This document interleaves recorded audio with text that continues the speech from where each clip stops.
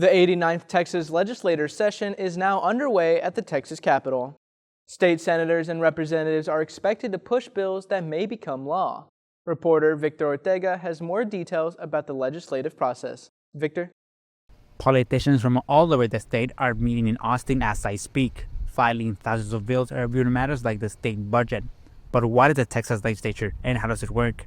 I sat down with UTRGV political science professor Clyde Barrow to deep dive into Texas lawmaking. As you know, the state government of Texas, like most state governments in the United States, has three branches of government: the legislature, the executive, and the judiciary. The legislature has two houses, the Senate and the House of Representatives. They're both elected every 2 years by the voters of the state of Texas, and their main responsibility is to pass laws.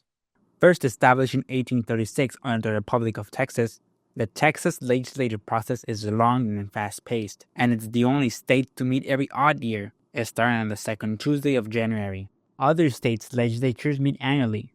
It's in this 140-day-long session that state senators and representatives file bills for a slight chance of becoming law. Some bills may take effect immediately after being passed, while others have to wait until the second half of the year.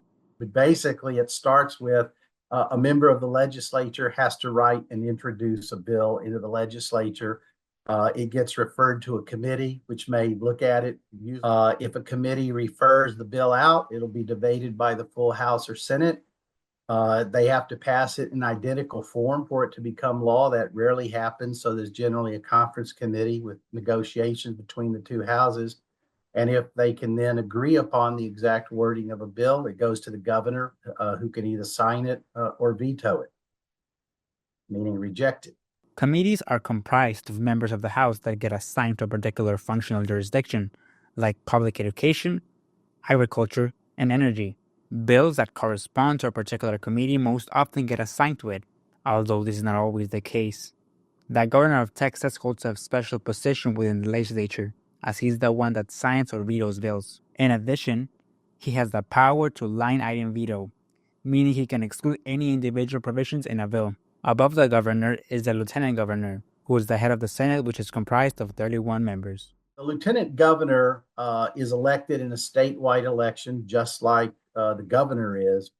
And since the lieutenant governor controls committee assignments to committee chairs, has a great deal of influence over what bills get on the calendar to be voted on, the lieutenant governor is really the single most powerful individual in the state when it comes to the legislative process.